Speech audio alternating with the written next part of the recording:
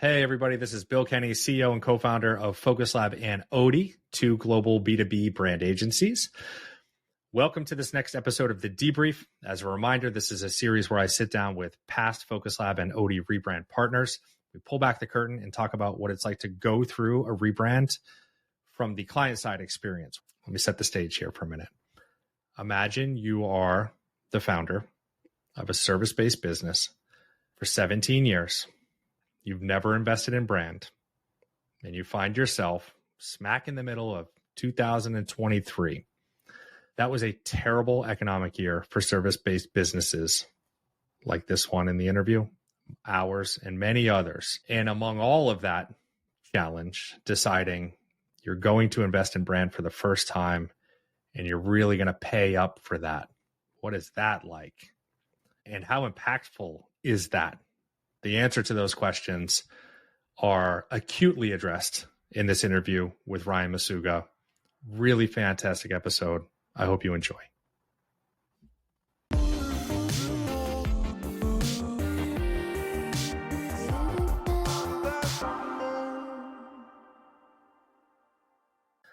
Mr. Masuga.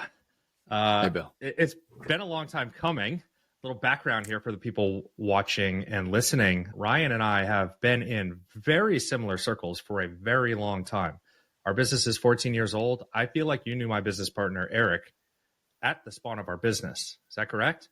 Way Before back, probably 2003 or 6 or something, somewhere in there. Long. Yes. Time ago, somewhere around in there, and definitely 2009, because that's I have some specific memories of certain conferences back in those days. And so yes, we've known of each other for a very long time. We've actually never spoken. So I'm really excited for this episode.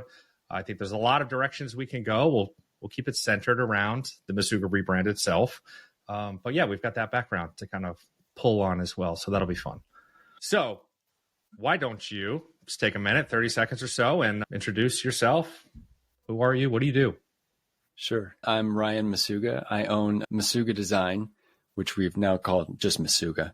And I've been running that business for 18 years in April. Still doing the same thing we were doing way back in the day, which is custom web development. We used to do more design, but got into development and have been doing that ever since, pretty much with custom bespoke builds and content management systems. I made it through the 5-year thing and the 10-year thing that they always say. Yep. These past couple of years have really also tested the business landscape, right? You feel like, I made it past the first 5, first 10. Great. Percentage of failure rate, super low now. COVID, financial strain. Yeah, it's been tough. Yeah, I've seen a lot of people in the Bureau Slack group with a bunch of digital agencies. And in 2022, everyone's talking about like all these problems they're having. And I'm like, what are you guys talking about? Everything's just sailing along.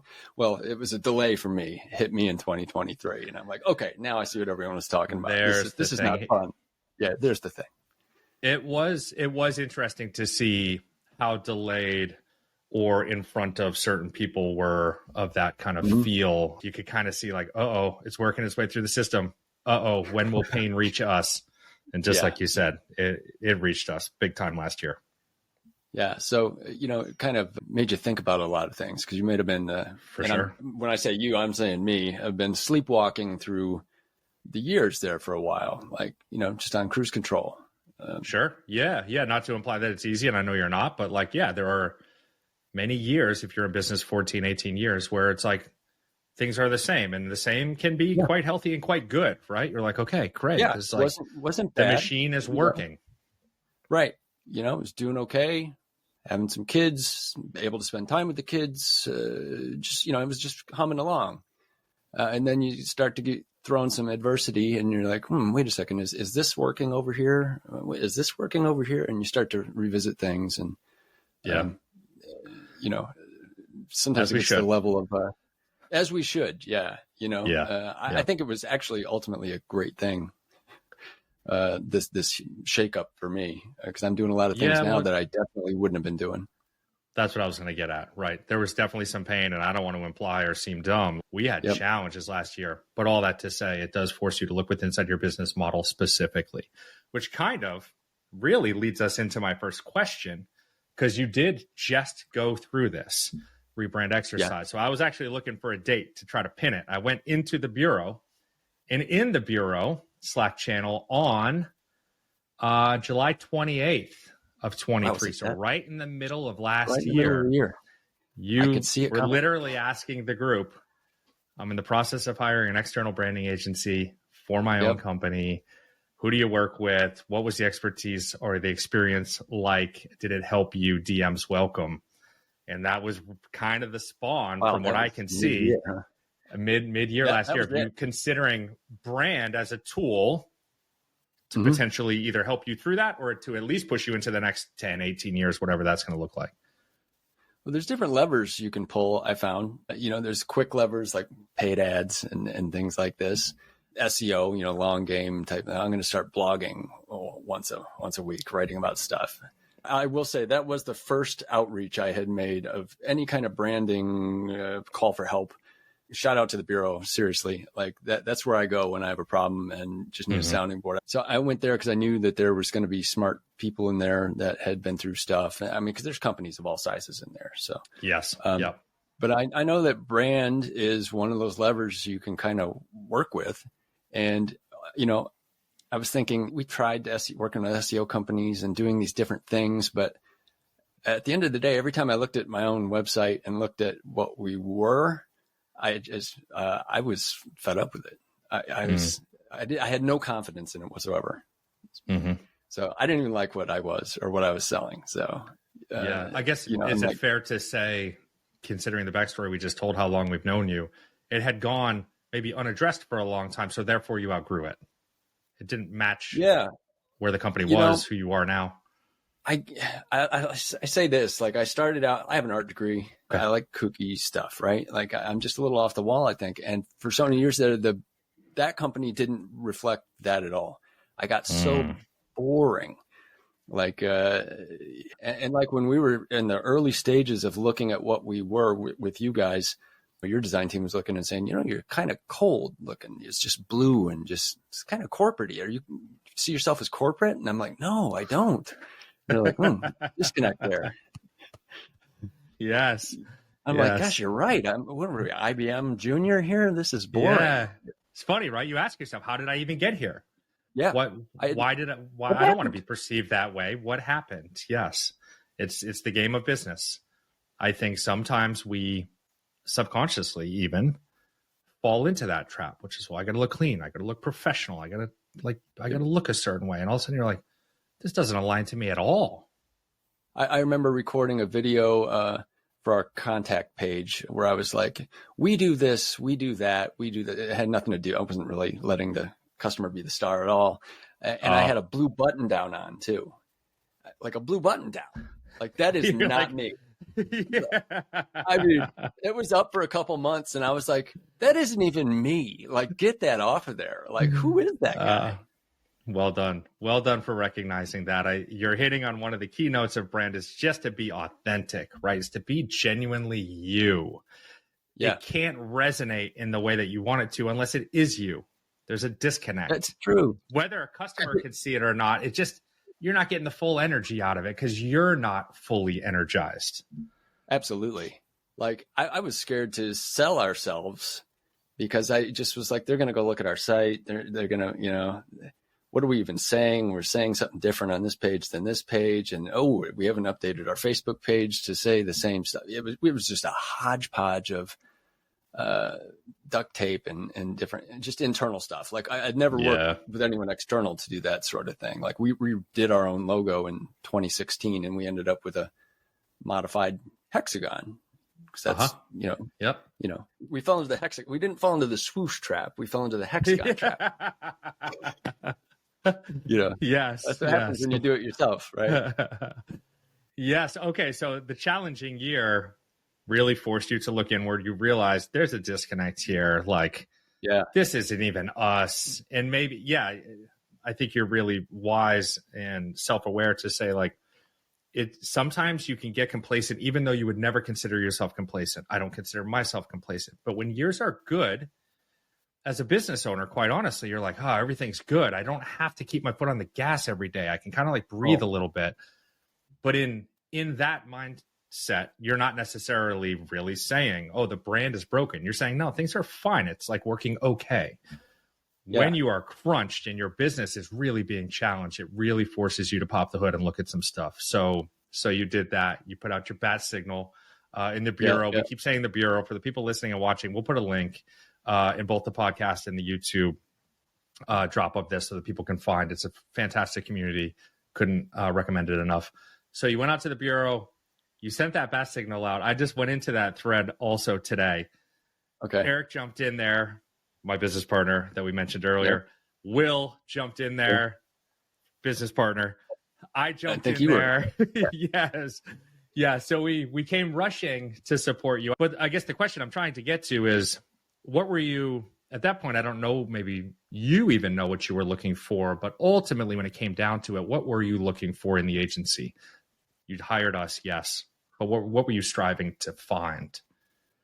I think my problem is whenever I've hired external companies or agencies to do anything in the past, whatever it was, SEO, writing or whatever, I always feel like I've been burned. It always ended up feeling like scarcity mindset. I guess it was an expense, not an investment type of thing. Mm-hmm. So I was highly attuned to not being burned again.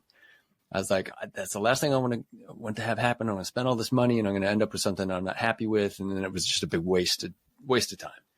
Yeah. So I gotta have competence here. Like I know I could probably go on Fiverr and get away with something and I'll be happy with it for a week, or I can be serious this time and really hunt around and figure out what's worked for other people. And to me, there's no better place than a support group like the Bureau to ask around and ask for, real life experiences.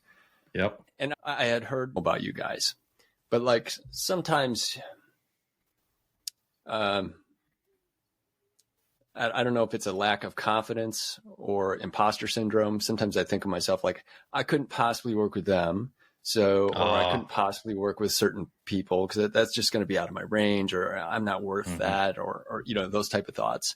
So it's like, let's just see who's out there. But you guys all jumped in, which I was just like, oh, this is cool, just to offer suggestions. And even Eric's suggesting other people, he's like, hey, go look at these people.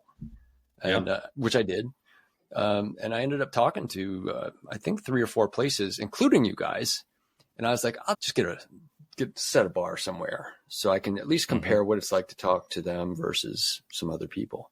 Okay. And I talked to Will first, who is actually, I'd never met Will, and here I am thinking I'd be talking to Eric or something, and it's like talking to Will. And that was like a super laid back that felt conversational. Like it was that just, hey man, we're here. Just here to help. Just here to help, man. That's it. It was like so chill. And I can't remember at what point I read, you wrote the book, Conquer Your Rebrand. I don't know if it was after I put my call for help out, my bat signal, or if it was before. Does it say in that post by any chance? Okay. Yeah, you said, and I'm reading Bill Kenny's new book, Conquer Your Rebrand. I was in the process of reading the book. Yes. Got it. Yes. Okay. So, which was great, by the way. And Bill did not pay me to say that, everybody. To me, that was such a conversational, hey, if you're going to go through this, because I don't know what I don't know about it. I'm thinking like most people, it's the logo, it's the colors. Yeah. And, that was it. It's pretty surface level, like most people, I guess. But I was getting a better understanding of like what the process should be, regardless of who you go with. Like, a place should at least do this, then they should at least do this, and so on and so forth. And I'm like, okay, this is making sense. At least I'm getting some kind of framework. It'd be like if someone was coming for a web project. They don't know. They just got this site they hate, and they're like, they don't know what system it's on. I'm going to give a new homepage next week, right? Like, and I'm going to be able to look at something. Like, well, we actually, there's a lot that goes before that. There's some steps, and here's how it should work. Whether you use us, which got me thinking, I'm going to write the book, Conquer Your Rebuild, because we do a lot of website rebuilds. And I'm like, I'm going to steal this whole idea and talk about website rebuilds. Yeah, I'm like, because those questions come up constantly. So, yeah, I was in the process of reading that book, and I was like, well, at least here's a framework of how it should work. So I'm kind of setting that as my bar, because why not? I have never read another book on rebranding. I didn't know anything about it. So I'm like, well, let's draw a line in the sand here and start talking with people and see how it compares to what's in here. Like, are they even talking about this subject that's in, chapter 9 or whatever? I can't wait to hear this for what it's worth. Some people touched on a few of the things that you brought up, but you guys, it was your book. And the funny thing is, when I was talking with Will or anyone there that wasn't you, it was as if that was like, that's your standard operating procedure. Like nothing went off script. It was like, I knew what was coming next. Yeah. Even when the team was explaining, hey, well, next week we're going to do X, Y, and Z. And I'm like, how do I feel like I already know that? It's because they're just going off what you were writing about. That's right. Right. So yeah, that's getting a little ahead. That was after picking you. It was interesting to see the differences in how people pitched a rebrand, and what was included or what wasn't included, or, that was kind of fascinating, but ultimately it was all pretty similar. Mm-hmm. And, the interesting thing is I had a tough year last year, like many in our industry, but this was a lever I wanted to pull. So I was really trying to tell myself, look at this as an investment. Don't just think of this as an expense, because that would be just way too easy to just say this failed, sure. No matter who we enlisted for this.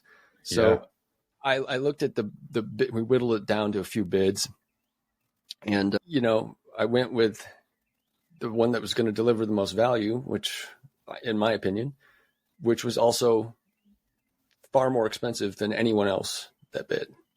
Yeah. So it was a case where I wasn't just looking at cost. I was really looking at this from an investment perspective. I'm like, after 18 years, I'm like kind of like cleaning off the shelf here, and I'm betting on myself again. Okay. Great way to say placing a bet on myself. Yeah. And if I don't believe it, no one else is going to believe it. If I don't feel good about this, no one else is going to feel good about this, because I'm going to be hiding from it again. Yeah. Not inviting people to come look at our site, not inviting people to look at our, social posts or whatever we might put out there, because I'm embarrassed or not confident about it.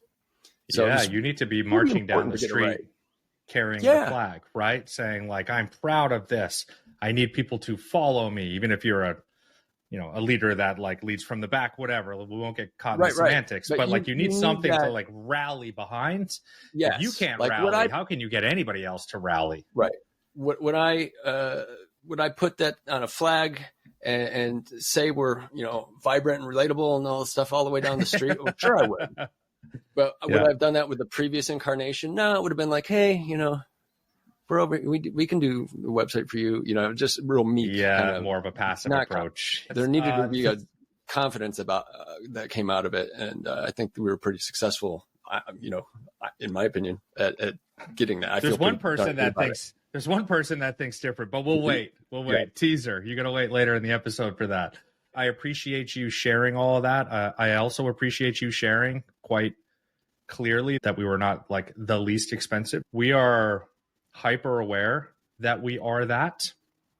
And it's interesting, right? It's this idea of like, there's like insurance baked into that cost. I would hope that you've felt that way, or you feel that way now, which is I'm going to pay up because I feel at the end of the day, I am less likely to end up in this scenario you were most fearful of, failing, right? We're very down to earth. A part of that is a care for just being human and being real, and an appreciation for people and what they're going through. That comes through in that cost, which is meant to say, we got your back, dude. We know you're nervous.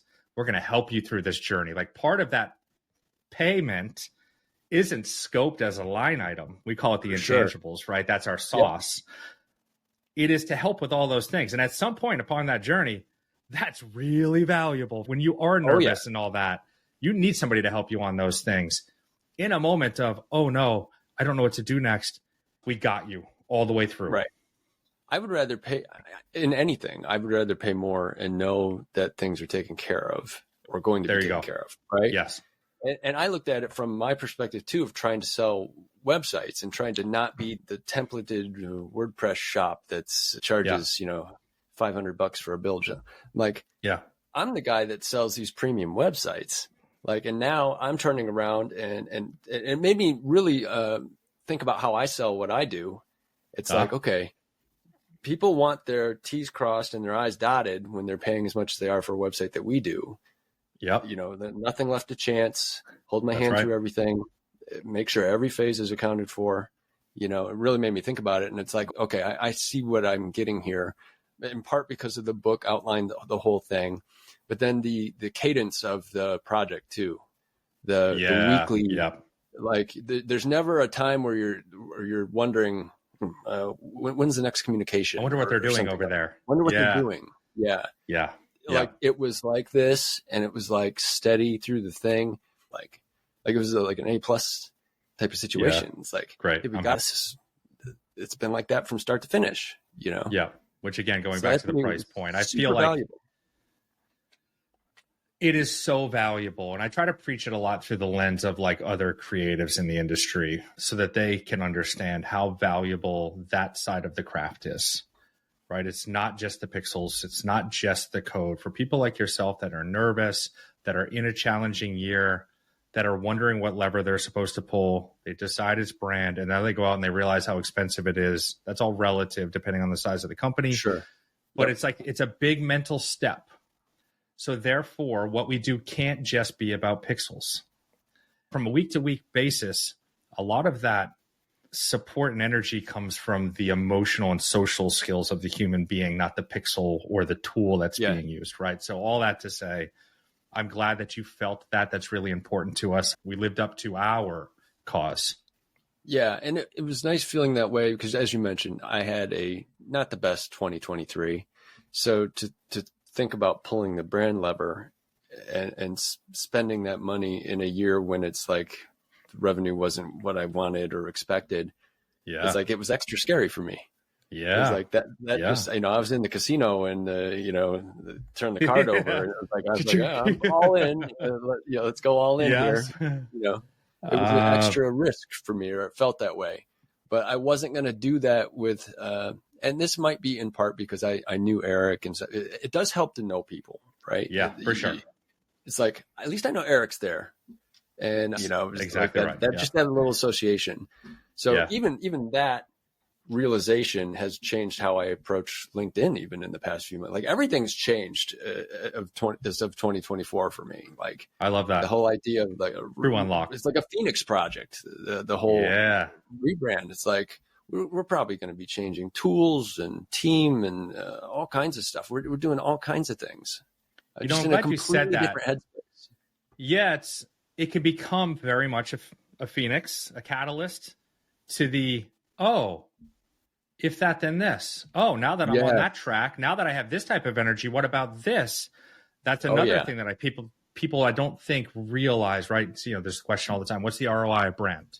What's the ROI of this logo? Did that color change on my CTA convert more in my contact form? But really the bigger thinking is, what is all the catalyst that will come from it? It's almost impossible to measure, because you are now saying things that you're doing as a result of that. Those can never be line itemed, right? Another company will do other things different as a result in a catalyst. This kind of rebirthing effect is quite powerful in what it will do for a company. That there is brand, right? Brand is everything around the business. It is not the logo. Yeah, I like to think, and I didn't really even think about it until we were talking about it just now, though, but it does seem like a cork came out of a bottle and things are just flowing now. I love that.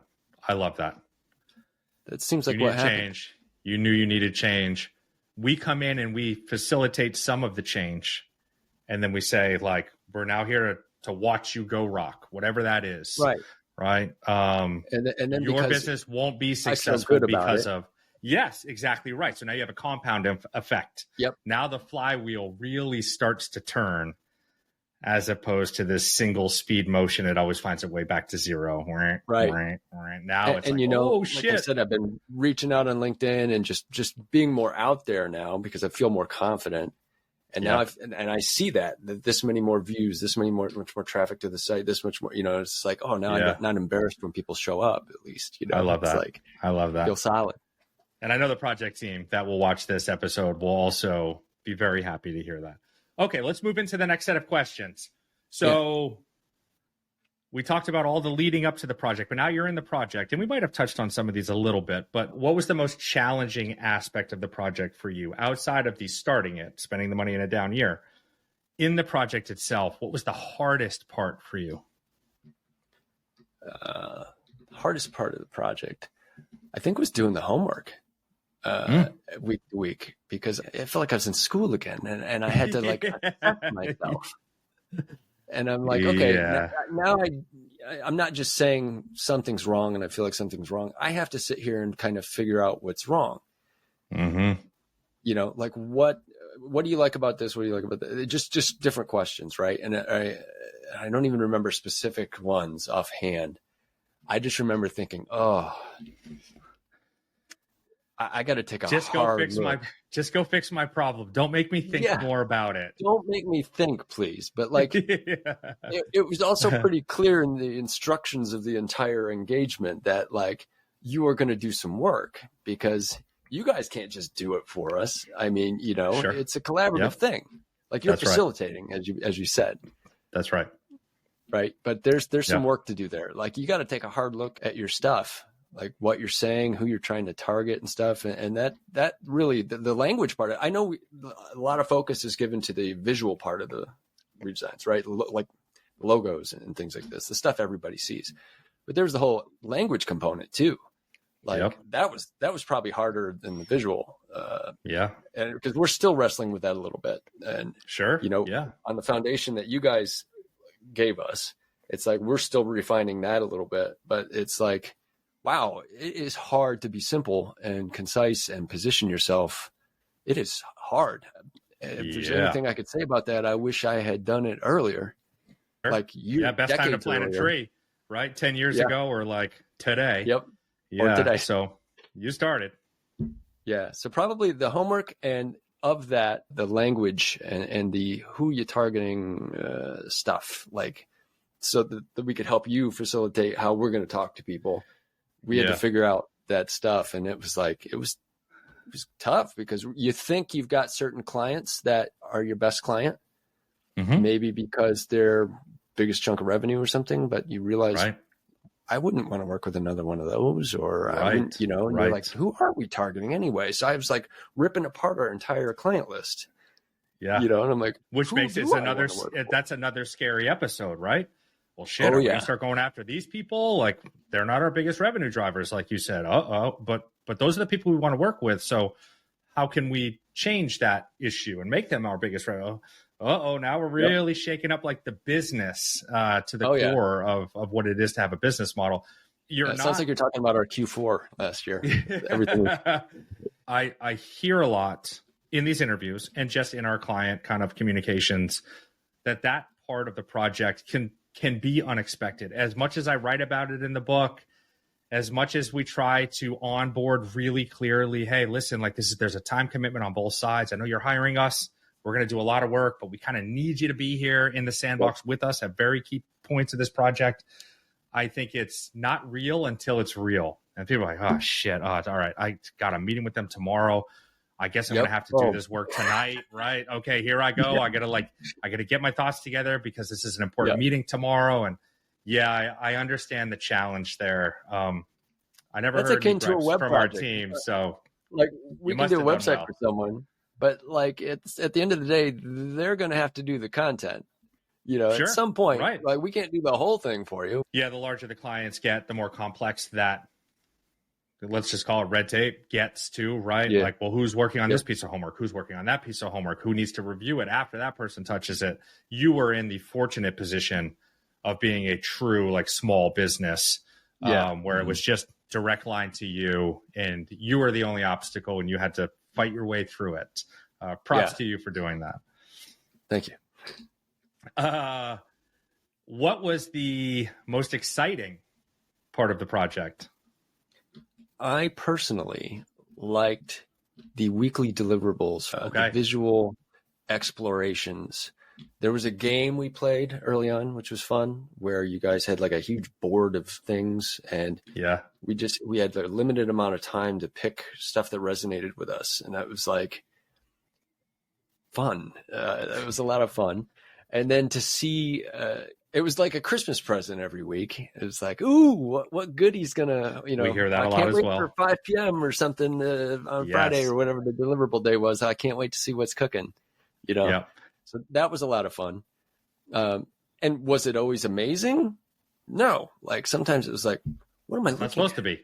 Yeah. What is this? And it would get you, and then you think about it all weekend. And you're just like, what was that? I have a nightmare on Saturday night. Like, what was that weird shape? But that was a lot of fun, just to see what you've been working on. Yeah. So just for the people that are listening and watching, we ship every single week. As Ryan said, every Friday, at the end of every Friday, all our deliverables go out for that week. We're very much kind of like high touch, quick iteration. Quick relatively. It's still a week. We turn out the next batch of work, and we've had clients like yourself say, oh man, after the project, Fridays aren't going to be as great anymore. There's not going to be a big deliverable coming through that I'm just excited to look at. We ship video with the deliverable and it shows the person who did the work, whether it's verbal or visual, talking about the work and strategy, why we did this, why we did that, and then the project ends.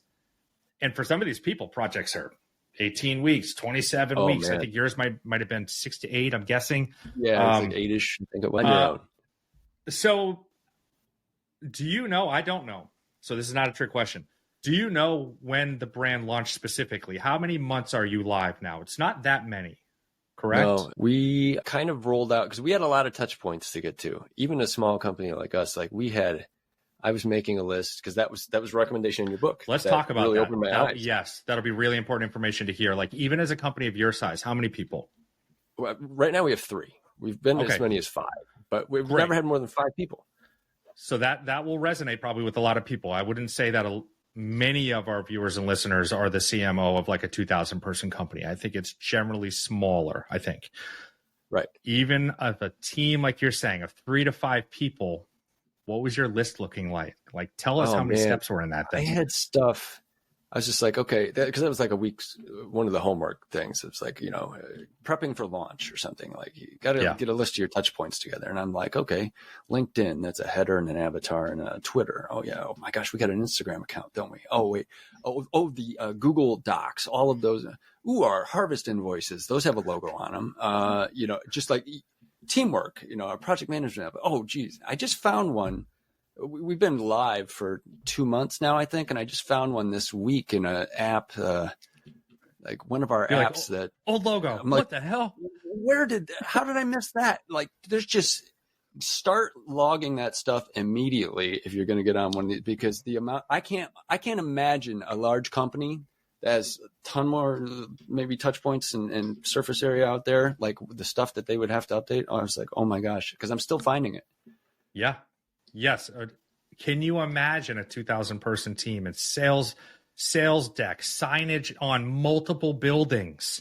Just the scale that some of these companies have to go through. I'll tell you this. In 18 years, I've never had a presentation deck or a capabilities deck. But guess who just delivered a 32-page presentation for the largest web project we've ever bid on? This company right here. And it looks like the new brand. We wouldn't be able to do that without the rebrand. So that goes back to like the cork coming out and stuff's just flowing. Yeah, I really love that analogy. Yes, like you've got new momentum. You've got a new push now. That water's trying to push through that hole, and it's like, here it comes. Let it go. Yep. Let it ride. Yep. Okay, so you've been alive a couple months. Let's not make this forced, right? The goal here isn't just to throw out some random numbers and make everybody go, wow, brand is really worth it.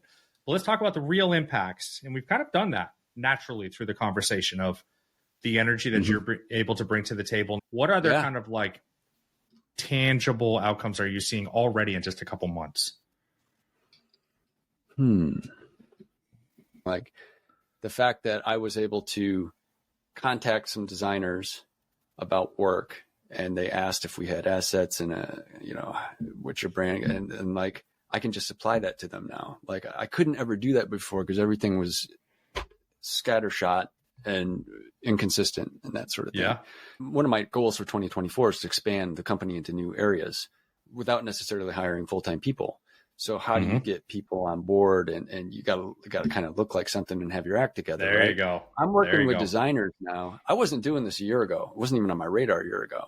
I've got calls every week with designers, UI people, print people, and these people are able to take this new stuff and they're just like, this is easy because everything's there.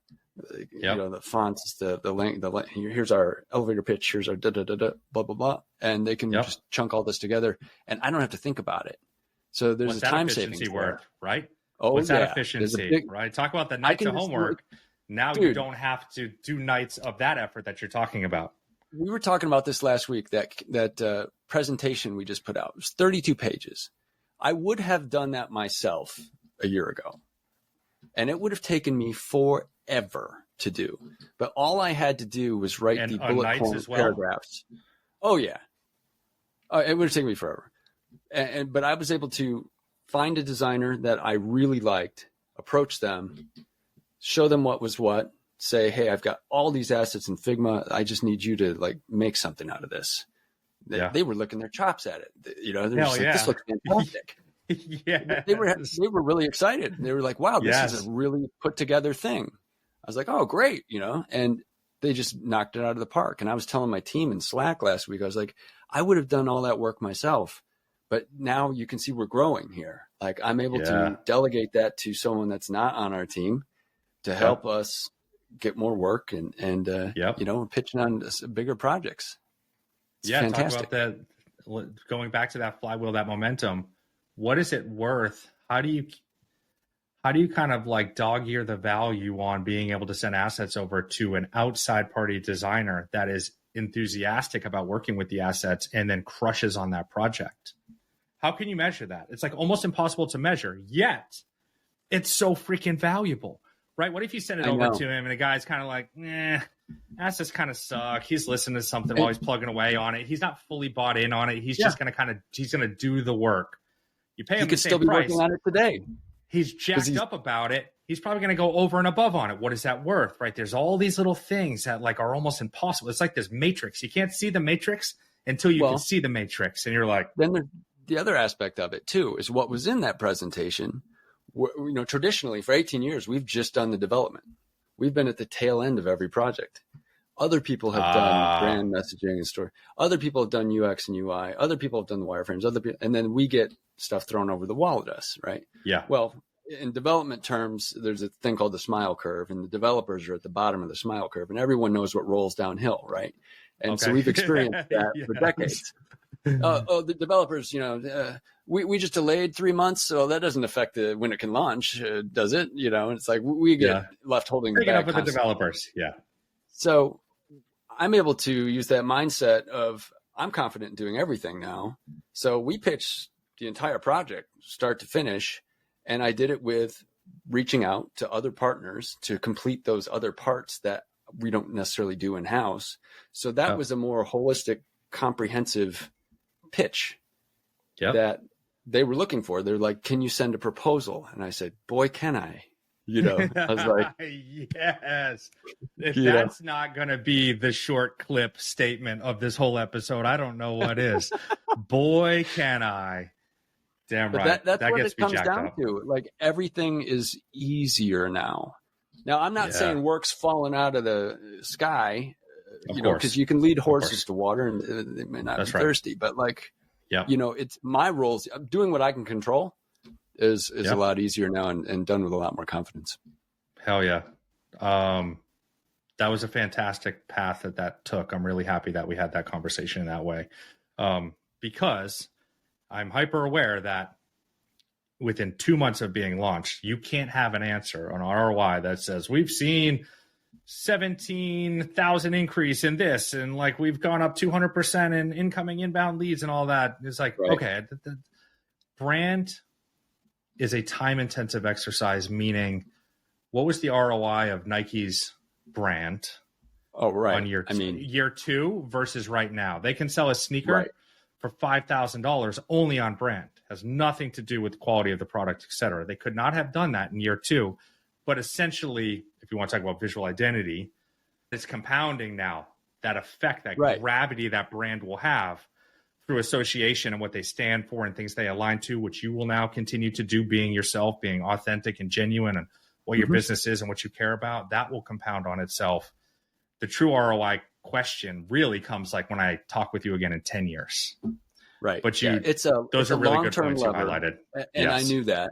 Kind of like SEO. It's a long-term lever. You put those blog posts out there and those thought pieces and stuff that, there's no immediate, you're not immediately going to get $1 million job out of that, and that's fine. You're not expecting that. You're planting seeds, right? That's right. And this brand thing is a seed thing. It's a certain type of garden.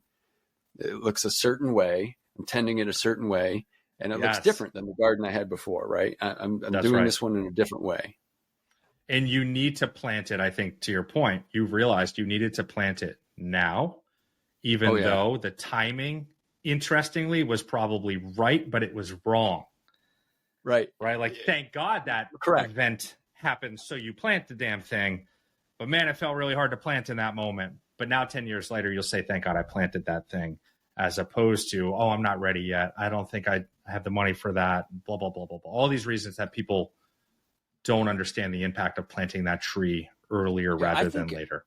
Any of the long-term levers, you got to have that abundance mindset to do. There you go. Well said. The short-term levers, it's okay to have the scarcity mindset because you're just going to throw out some money and see some instant returns. They might be like fast food.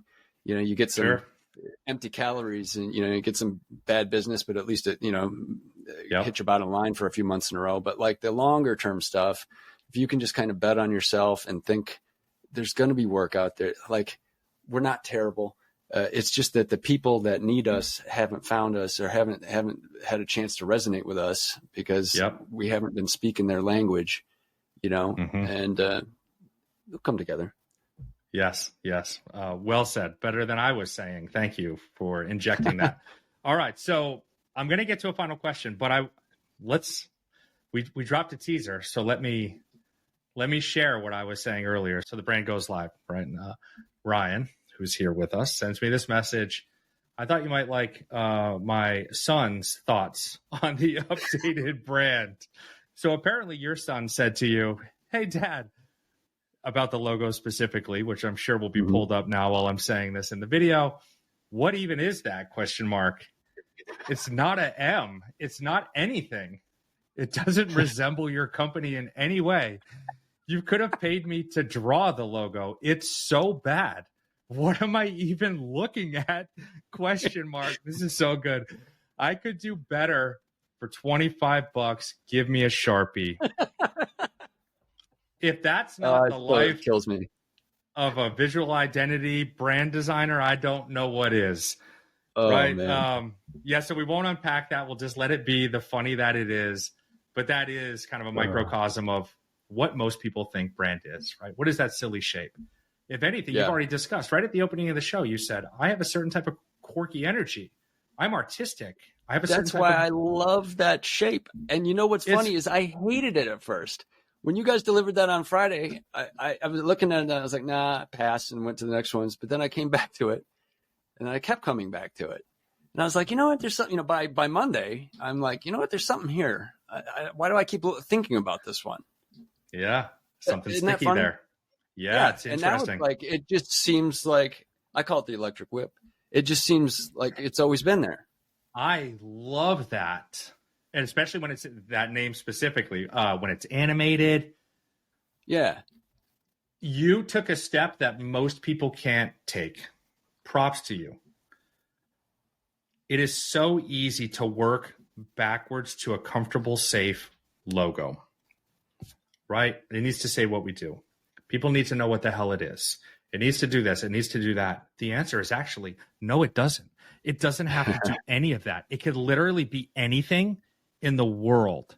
And if our business lives up to its promise, and if we can associate the things we want with that shape, people that work with us will put those associations into that shape as well.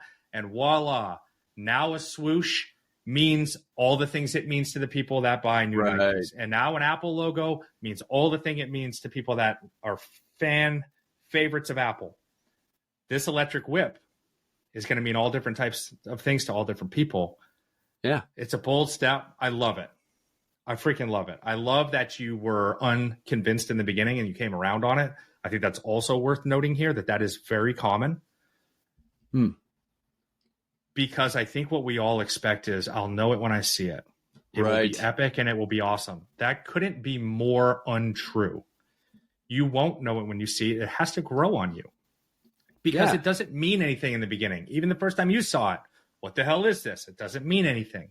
Right? So you had to almost start to build your own associations. I was putting my own story on it. And the more I looked at it, and that's where it's like, because it could be anything. I call it the electric whip because I see this, like, if you were to do a slow motion whip in the air and you might see the end of it going around, like I see an energy there. And it kind of looks like someone asked, does it have the letters of Masuga in it?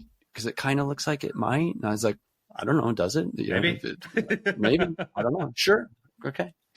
Whatever. As long as people are talking about it. And to that point, the fact that you posted that my son's comments on LinkedIn is content, and the amount of conversation and comments that started getting, it just provoked so many people to be like, well, the kid's not right and he's not wrong. And just talk about logo in general and color and everything. I thought that was fascinating how many people were responding to that. The subject, that polarizing topic, I think fascinating is a fantastic word for it. I'm at the point now where I've matured past it rubs me the wrong way. I just find it fascinating. Why do you want it to be that? And then that one comment that you mentioned where the person chimed in and said, well, he's not right and he's not wrong. Because to him, it doesn't mean a thing and he doesn't like it, but to others they do. And who's right, who's wrong? Nobody's right or wrong. But at the end of the day, what is accurate is it doesn't need to express a million different things to a million people. It can literally just be a random thing that people know when they see it. It's Masuga. That's the actual goal of the logo at the end of the day, right? If it does other things, cool. That's a cherry on top. It's just simply an identifier. I love that comment from your son. Thank you for letting me share that publicly through LinkedIn to create some of that kind of conversation, some of that dialogue. Sure. Good times. We got to have fun with this stuff, right? Like, yeah, I mean, life is short. What else is there? What else is there? If you're not having fun, that's probably another takeaway for people watching too, right? Like, you're going to feel very compelled in the spend that you're putting on the table to nail it and to love it, and you're going to feel nervous if you don't in the beginning. You got to ride the wave. I know we're going long here, and I'm going to let you go. If there were one thing, another founder comes to you, they don't know who you've worked with, but they know you've gone through a rebrand. They're just like, yo, Ryan, I'm about to go through this. What's the most important thing I should know from what you know now? What would that be? I would say in some ways, sooner is better. Like, don't skimp, and sooner is better, because like it is, like we've been talking about, it's not the most measurable thing sometimes, especially in the short term. You can't measure what the impact is. We've talked about like it starting to create flow for other things, but you can't necessarily like price that or put a monetary value on that right away. But like, what would have happened if I had done this same thing 5 years ago, 10 years ago, and had capabilities decks and better presentations and more confidence and just a more unified voice? Like, what would have happened? Like, in a way, I'm kicking myself for waiting so long to have done this, because I see other companies that came along after me that shot past me in certain things, like maybe revenue or whatever amount of staff or whatever. And I'm like, what are they doing that I'm not doing? And it's like, you look at them and they're like, why do they look so put together? Right. And then I look at mine, I'm like, I don't look that put together. It was that kind of hodgepodge I've been talking about. So it's like, I'm getting a feeling looking at them, and it feels solid, it feels together. Right. That is probably the brand that they took the time to, put together a unique, consistent voice and look. And I didn't do that early enough, I think. So I'd tell someone if they're thinking about it, that they're going down the right path because they are self-aware enough to know that something's going on. Mm-hmm. Right. But come at it from an abundance mindset. Like, are you planning to stick around? Are you planning to crush things? Are you planning to be successful? Then, why delay? And what are you scared of? Success? I have nothing to add to that. Nothing to add to that. Beautifully said. Completely spot on. I'm just going to let that sit. I'm going to let that hang for people. Okay, we did it. We did it. Seriously, though, I never know what people are going to say to the final question, right? For everybody, it's different, right? Don't wait so long. That's a really valuable takeaway. It certainly favors me, right? We do branding. Yes, everyone shouldn't wait so long. They should hire brand agencies, but it's a really smart and wise question. I wonder why people do wait. I think what do you think the reason is? Why would somebody wait? Well, it's like you said earlier, you take your foot off the gas when times are good or something. That's been my experience for 18 years. Like, I'll be marketing and stuff when I need some work, which is usually too late already anyway. Then you land a project and you're feeling good. They got a check, you put it in the bank and you're like, oh, I don't need to do anything now. We're good. Mm-hmm. They're probably floating along just good enough to not feel the pain. And maybe they don't have a clear goal in mind. I'm trying to get to here. And that was me for a long time. So that's why I could be on a hamster wheel for so long and all of a sudden wake up, 12 years later and be like, what have I been doing for the past decade? Yeah. Like, I've got some goals here and I'm not going to get there. What got me here is not going to get me there. Yep. I need to level up a little bit here. And doing the brand was one of those things where, I started looking at competitors and holding ourselves up next to them, not just visually, but like what they're saying, looking at their language and everything. And I'm like, I got to get with the program. Can't here. compete. Can't compete, but have a goal. And if you're, I think it's a multiplier in a way. 100%. Hey, better late than never, man. That's right. Right. You're in the game. Stay in the game, and you're in the game. You're way in the game now. So, thank you so much for joining the show. It was a pleasure meeting you for the first time. Yeah, thanks for reading the book. For having me. Yeah. Yeah, we'll loop back around. Maybe we'll record a second episode in a couple of years. Let's give some time to go by. Maybe your son will even come around on the logo. We're going to be cheering you on from the sidelines. Big time. Thanks, Bill. Appreciate you guys.